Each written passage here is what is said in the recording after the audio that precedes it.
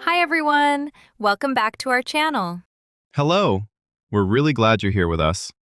Before we start, don't forget to like this video and subscribe to the channel. And if you relate to today's topic, share your experience in the comments. Tonight, we're talking about something many people experience. Why do we overthink at night? Thomas, do you overthink more at night? Yes, definitely. During the day, I'm busy with work, meetings, and conversations. But at night, when everything becomes quiet, my mind becomes louder. That's interesting.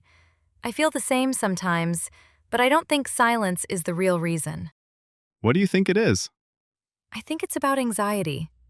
At night, there are no distractions, so all the worries we ignored during the day finally appear. That makes sense. But I don't think it's only anxiety.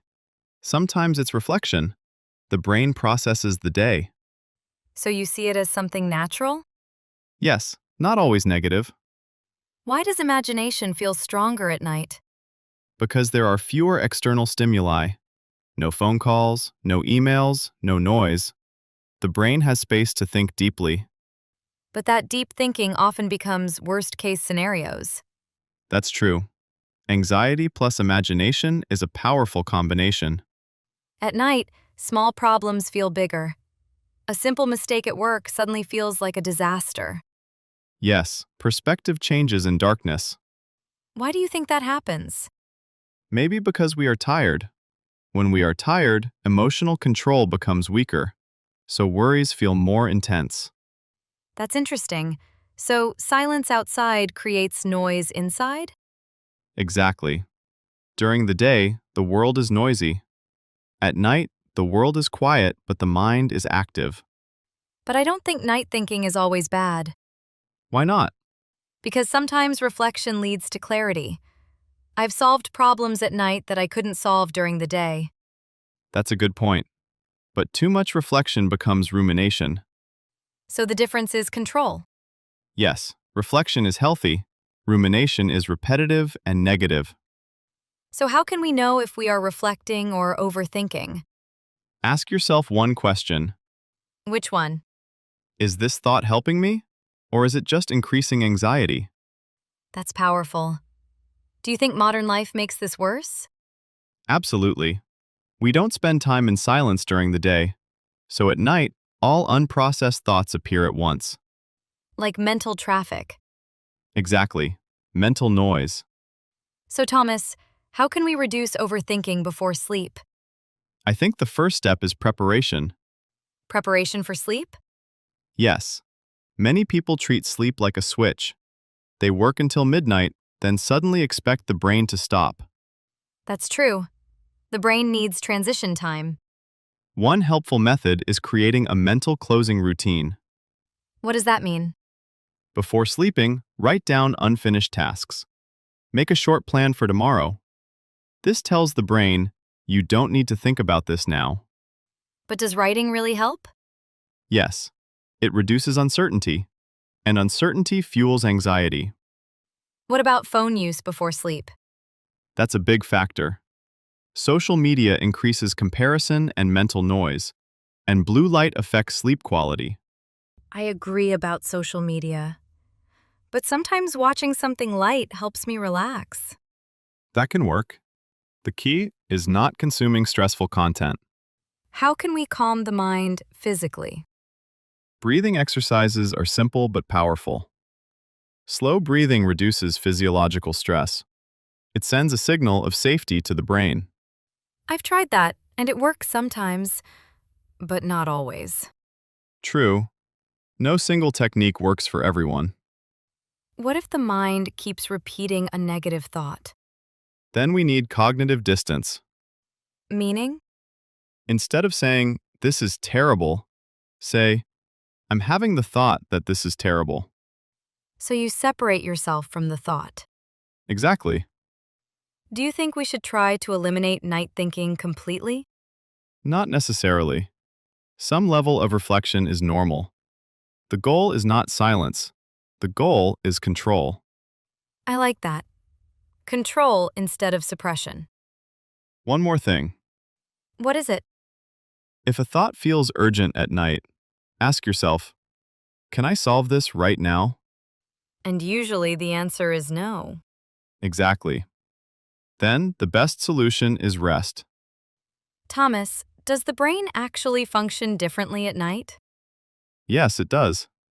In what way? Our brain follows something called a circadian rhythm. It's a natural biological clock. So our body and brain change during the day? Exactly. Why do emotions feel stronger at night? Because certain brain areas become more sensitive when we are tired. The prefrontal cortex, which controls logic and decision-making, becomes less active, but the emotional centers remain active. So logic becomes weaker and emotion becomes stronger. That's right. So when I think my life is a disaster at 1 a.m., It might not be a rational conclusion. It's often emotional amplification. Fatigue makes problems feel bigger. that explains a lot. Is the brain more negative at night? In many cases, yes. When we are tired, we focus more on threats than solutions. It's called a negative bias. So the brain prefers safety over optimism. Exactly. That sounds unfair. It's not unfair. It's evolutionary. At night, humans were historically more vulnerable. So the brain stayed alert for danger. Yes. Even today, that pattern continues. Why do thoughts repeat more at night? Because the brain is trying to complete unfinished tasks. It wants closure. But since you can't act at 2 a.m., the thought loops continue. So it becomes rumination. But I sometimes feel more creative at night. That's true for some people. Night can increase imagination.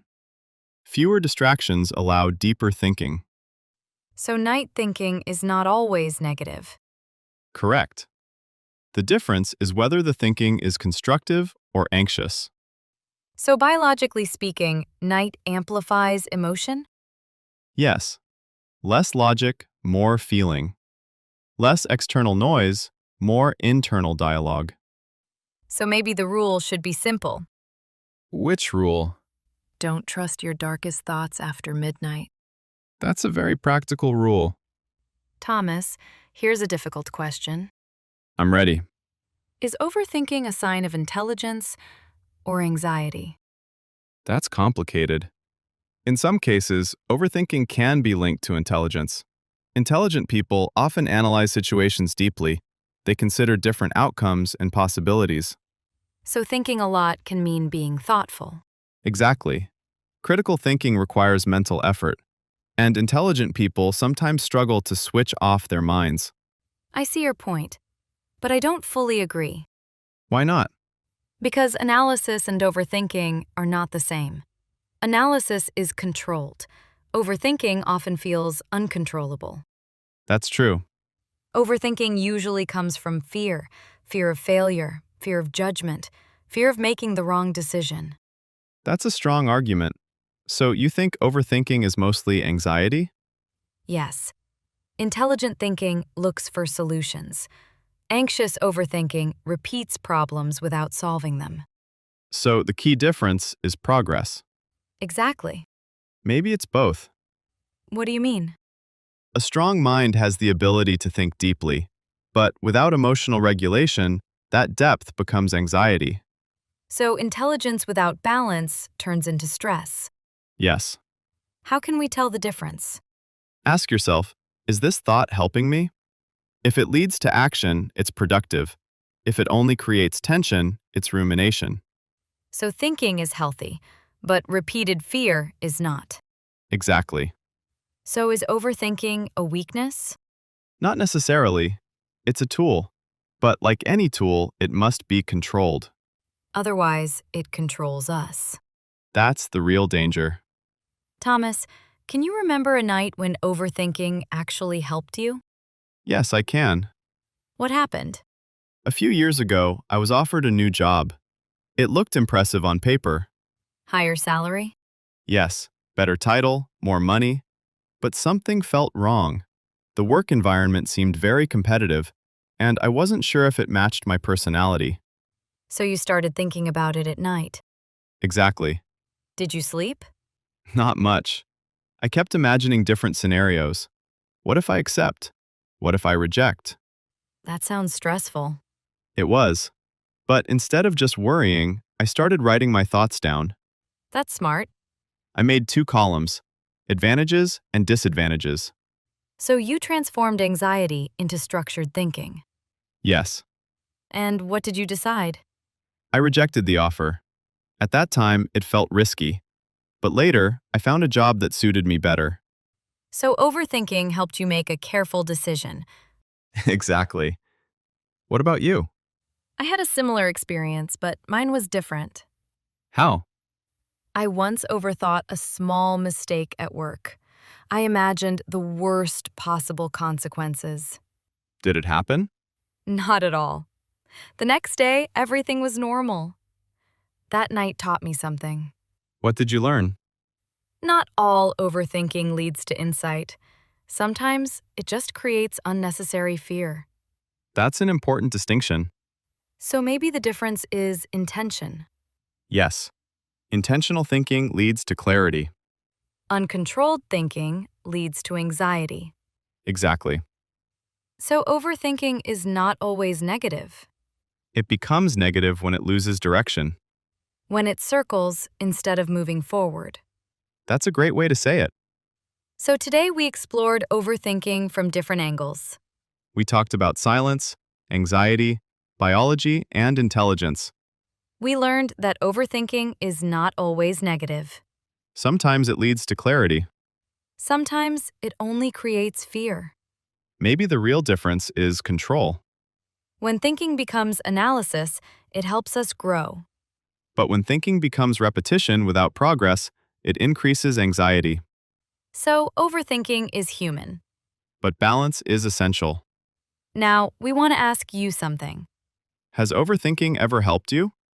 Did it lead you to a better decision? Or did it just keep you awake at 2 a.m.? Share your experience in the comments. We'd love to read your thoughts. And if you enjoyed this episode, don't forget to like the video. Subscribe to the channel for more English listening practice and meaningful conversations. Thank you for spending your time with us. And tonight, Try not to overthink too much.